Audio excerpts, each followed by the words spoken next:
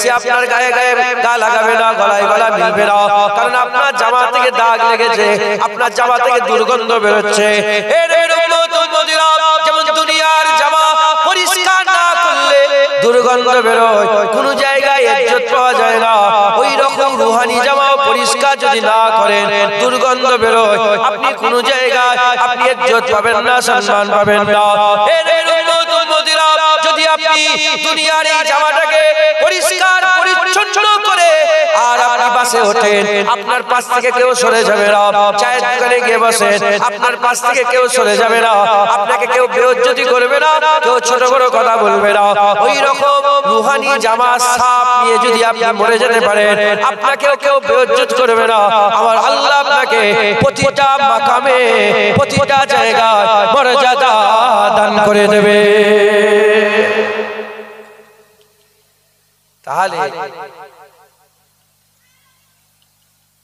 তাহলে আমাদের রুহানি জামা পরিষ্কার করার দরকার আছে না? এখন কালকেই আপনি পরীক্ষা করবেন, আপনারা কি ঘরের ভিতরে ধুলো উড়ান? বেডরুমে কেউ ধুলো নিয়ে উড়ায়? বাচ্চারা ধুলো দেখেন, উড়াই না? দেখেন সব বাচ্চারা খেলাধুলা করে, আমরাও করেছি, সবাই করেছে, ধুলো নিয়ে ছুঁড়ে দিল করে পড়ছে। ঘরের ভিতরে কেউ করে? বাড়িতে যাবে, বাড়িতে গিয়ে আলমারি আছে তো বাড়িতে, আলমারির মাথায় একটুখানি আঙুল টেনে দেখবেন দিকে ধুলো চট বসে গেছে। কথা ঠিক না? ওখানে ধুলো উড়িয়েছে না, এই হাওয়ায় ধুলো আছে, ওখানে যে পড়েছে, ওখানে যে বসেছে।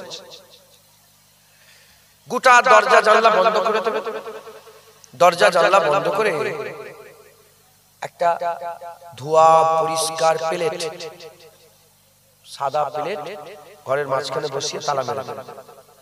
3 দিন পরে দরজা খুলবেন, খুলে ওই প্লেটের উপরে একটু আঙুল টেনে দেখবেন ওর ভিতরে ধুলো বসে গেছে। কথা ঠিক না? তার মানে কি বুঝাতে চাইছে আপনাদের কাছে? যে আপনি এই ধুলো থেকে কোনোদিন বাঁচতে পারবেন না। যেমন দুনিয়ায় ধুলো থেকে বাঁচা যাবে না, রুহানি হালতে গুনাহ থেকে বাঁচা যাবে। গুনাহ থেকে কেউ বাঁচতে পারবে না। শুধু নবী পয়গম্বর রাসূলগণকে আমার আল্লাহ মাসুম করে পাঠিয়েছেন। তেনারা বেগুনাহ ছিলেন, তেনার আগের গুনাহও মাফ, সামনের গুনাহ, পেছনের গুনাহ, সমস্ত রকমের গুনাহ আল্লাহ মাফ করে দিয়েছেন। একবার জোরে বলেন সুবহানাল্লাহ। অনেকে বলে আদম আলাইহিস সালাম গুনাহ করেছে, নবী আবার গুনাহ করেছে? কি মুলি সাহেব, নবী আবার গুনাহ করেছে? কথা ঢুকছে না? বুঝতে পেরেছেন? লজ্জা হয়ে গেছে, লজ্জা। যাই হোক, ও কথা প্রসঙ্গ আলাদা। গুনাহ ছাড়া মানুষ নেই। কুল্লু বানি আদম খাতাউন, সমস্ত আদম সন্তান খাতাকার, গুনাহগার।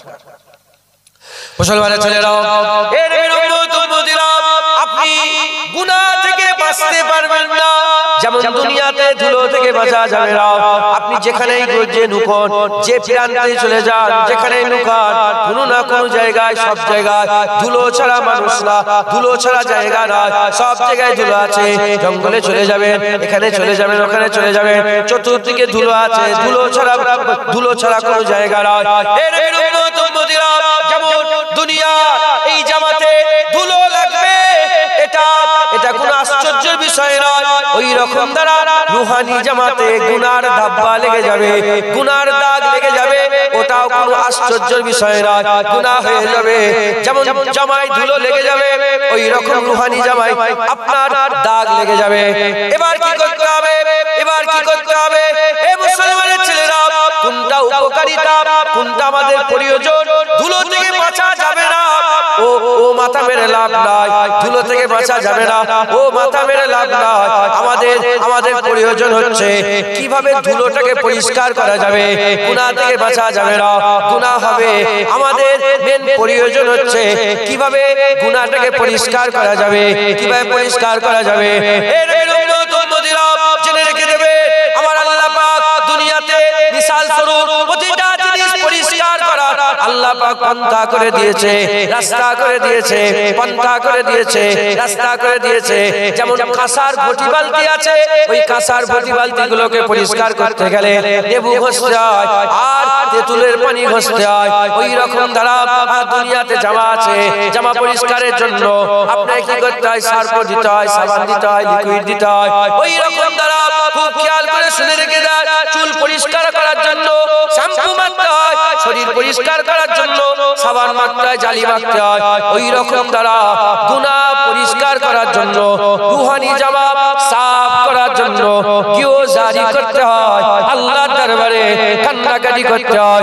যেমন এদিকে তেঁতুল পানি দিলে কাঁসা সাফ হয়ে চকচকে হয়ে যায়, এখানে সার্ফ মাখলে জামা পরিষ্কার হয়ে যায়। ওই রকম ধারা আল্লাহর জন্য চোখের পানি ফেললে রুহানি জামা আমার আল্লাহ পরিষ্কার করে দেয়।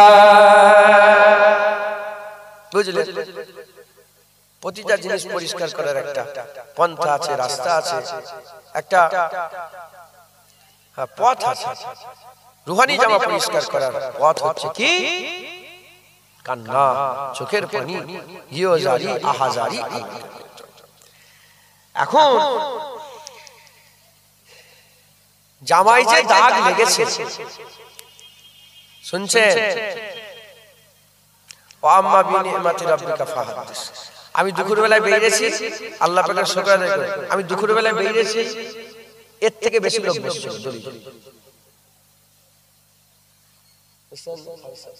সবই আল্লাহ পাকের দয়া, নবীর কদমে রাসূল। এই কম লোক হয়েছে বলে আমি ছোট করি, নাউজুবিল্লাহ, আমি তাহলে ধ্বংস, জুনায়েদ ধ্বংস হয়ে যায়। আমার মনের মধ্যে একটা জাররা কিচ্ছু এসে যায়। তাহলে শোনাচ্ছি কেন? শোনাচ্ছি এজন্য যাতে আপনারা গুরুত্ব দেন। আমি বেরিয়েছি দুপুর বেলায়, এর থেকে বেশি লোক বলি, আজ 2-250 লোক খেয়েছে শুধু বাড়িতে। চিন্তা করে দেখেন, কথাটা এজন্য বলছি যাতে আপনারা গুরুত্ব দেন। একদম খাস ভাবে একটা আজকে অন্য আওয়াজ হচ্ছে, খাস ভাবে দু এক কথা বলছি, শোনেন। জীবন নিজের জীবনে অ্যাপ্লাই করবেন, আমল করবেন, আল্লাহ বদলা দেবে ইনশাআল্লাহ, ইনশাআল্লাহ। এখন জামাই যে দাগ লাগলো, তাহলে দাগ লাগবে, কথা ঠিক না বলুন? সোয়েটার পরেছেন, গন্ধ হবে না, নোংরা হবে না? দেখবেন 2 মাস 1 মাস কেটে যাওয়ার পর নিজেই বলি, কি দুর্গন্ধ রে, ধো ধো ধো ধো। তাহলে গন্ধ হবে, এ থেকে বাঁচা যাবে না। নোংরা হবে, এ থেকে বাঁচা যাবে না। ধুলো থেকে বাঁচা যাবে না। এরকম গুনাহ হবে, গুনাহ থেকে বাঁচা যাবে না। এখন জুনায়েদ সাদা জামা পরে এসেছে, সাদা জামা পরে এসেছে, দেখুন এক্ষুনি দাগই লেগে যাবে। সাদা জামা পরে এসেছে, এখন এই যে দাগটা লাগলো আমার শরীরে, আমার শরীরের কোন জিনিস, কোন ওজন, কোন অঙ্গ আমাকে বলে দিল যে আমার জামাই দাগ লেগেছে? কে বলল? আরে কথা বলে, ব্রেন বলল, চোখ। কে বলল? চোখ দিয়ে দেখলাম, ব্রেন চোখ খানা, ব্রেন আছে, দেখতে পাবো। তাহলে আমার শরীরে যে জামাই যে দাগ লাগলো, কে বলল? চোখ। আল্লাহ আপনাদের চোখ দিয়েছে না দেয়নি? শুধু কি আমার জামার দাগ আমি দেখতে পাচ্ছি না, আপনারা আপনাদের জামার দাগ দেখতে পাচ্ছেন? দাগ যে দাগ লাগবে, এই দাগ থেকে বাঁচতে পারবে না। প্রথম দাগ দেখার রাস্তা হচ্ছে চোখ। যার চোখ আছে সেই দেখতে পাবে যে দাগ লেগে গেছে, যার চোখ আছে সেই দেখতে পাবে দাগ লেগে গেছে, যার চোখ আছে সেই দেখতে পাবে আমার ময়লা হয়ে গেছে জামা।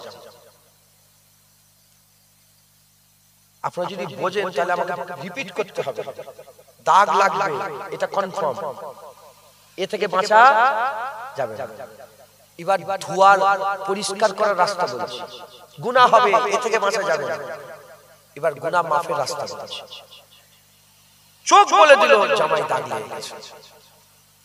মুসলমানের ছেলেরা, এর উম্মত উম্মতিরা, যেমন দুনিয়াতে একটা জাহিরি চোখ আছে, ওই রকম তার একটা বাতিনি চোখ আছে।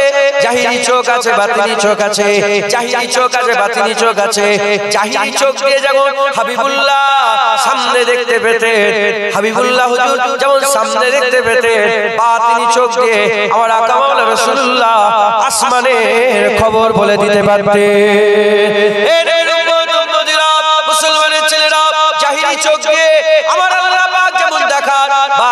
চোখ দিয়েও দেখে, আল্লাহ পাক বাতিনি চোখ দিয়েও দেখান, বাতিনি চোখ দিয়ে দেখান। একদল আল্লাহর ওলি আছে যাদের আল্লাহ বাতিনি চোখ খুলে দিয়েছেন, আল্লাহ পাক তাদের চোখ খোলা করেছে। আমাদের জাহিরি চোখ আছে, বাতিনি চোখ নেই। আমাদের জাহিরি চোখ আছে, বাতিনি চোখ নাই। আল্লাহ পাক এমনও